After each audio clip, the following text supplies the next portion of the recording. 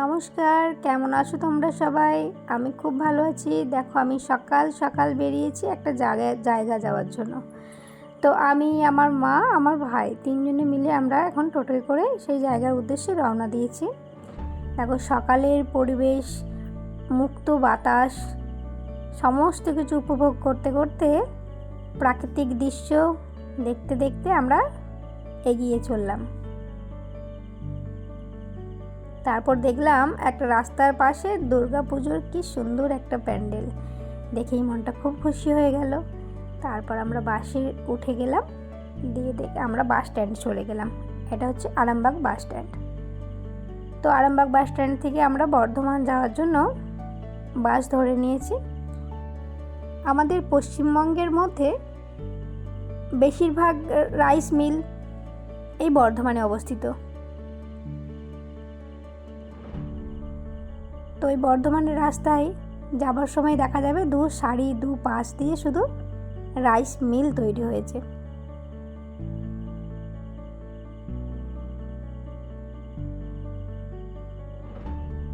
দেখো, মনে হচ্ছে যেন এই রাইস মিলটায় এখন চাল তৈরি হচ্ছে, ওই জন্য মাথায় ধোয়া উঠছে না।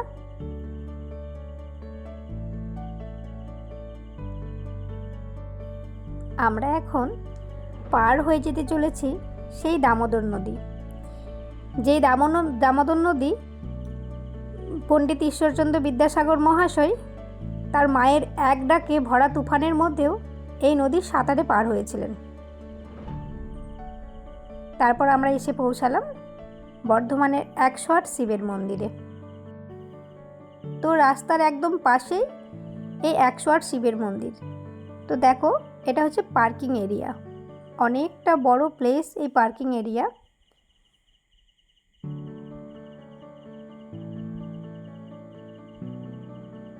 আর এই সামনেই যাচ্ছে মেন রাস্তা, আর এটা হচ্ছে মেন গেট। তো গেটে ঢুকেই বাঁদিকে রয়েছে জুতো খোলার জায়গা এবং টিকিট কাউন্টার, আর সামনেই রয়েছে পানীয় জলের ব্যবস্থা।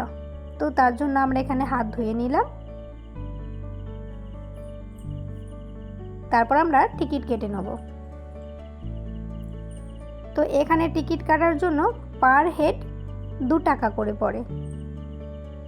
তো 2 টাকা করে আমি আর মা দুজনের জন্য দুটো টিকিট কেটে নিলাম।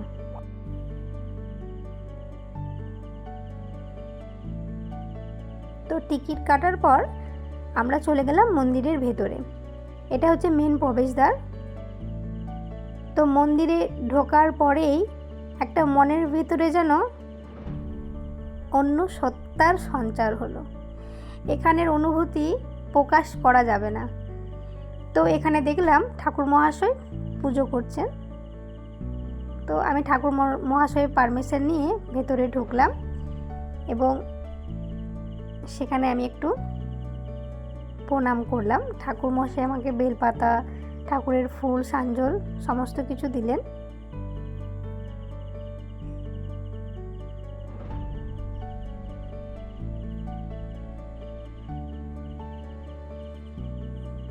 তারপর আমি বেরিয়ে এলাম। তো এখানের 108টা শিব মন্দিরের মধ্যে 108টাই শিব ঠাকুর এখানে বসানো আছে, কোষ্টি পাথরের তৈরি। আর এখানে বর্গাকার আকারে প্রতিটা শিব মন্দির তৈরি করা হয়েছে। আর এটা হচ্ছে 8 চালা, মানে এখানে যজ্ঞ হোম সব ওখানেই হয়।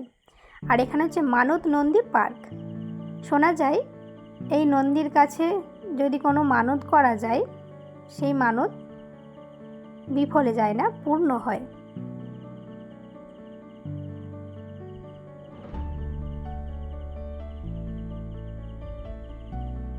তো খুবই শান্ত পরিবেশের মধ্যে এই মন্দির, সবারই খুব ভালো লাগার একটা জায়গা।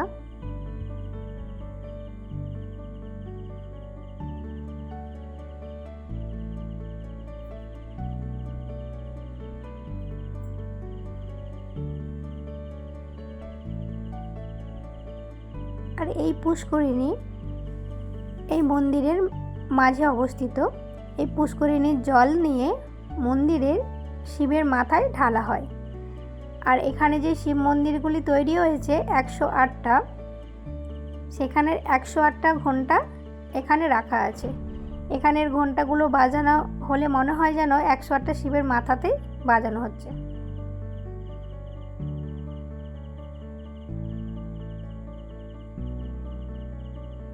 একটার পর একটা খুবই সুন্দর যত্ন সহকারে এই মন্দিরগুলি তৈরি করা হয়েছে। আমার শোনা 1788 খ্রিস্টাব্দে রাজমহিষী বিষ্ণুকুমারী দেবী তিনি স্বপ্নাদেশ পেয়েছিলেন এবং সেই উদ্দেশ্যে এই মন্দিরগুলি তৈরি করিয়েছিলেন। তিনি স্বপ্নের মধ্যে দেখেছিলেন যে তিনি যেন 108টা শিব মন্দিরে ঘুরে ঘুরে শিবের মাথায় জল ঢালছেন, শিব মন্দিরে পুজো করছেন। তো সেই ভেবেই এই মন্দিরগুলি তৈরি করা হয়। তো এই মাঝে পুষ্করিণীটার মধ্যে অনেক মাছ ছাড়া আছে, দেখুন।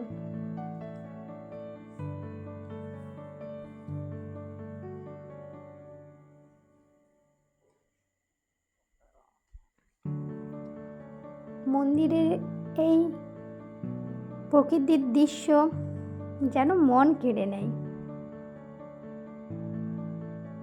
আর এই মন্দিরে 3টে পুরোহিত আছে। সেই 3টে পুরোহিত মশাই দুবেলা এই শিবের মন্দিরে পুজো করেন। প্রতিটা শিবের মাথাতে ফুল বেলপাতা দিয়ে প্রতিদিন পূজিত হয়। আর খুব বড় করে শিবরাত্রির সময় এখানে পূজিত হয়। তো আজকের ভিডিও এখান পর্যন্তই। দেখা হবে খুব তাড়াতাড়ি আবারও একটা অন্য ভিডিও নিয়ে। ততক্ষণের জন্য সবাই সুস্থ থেকো, ভালো থেকো।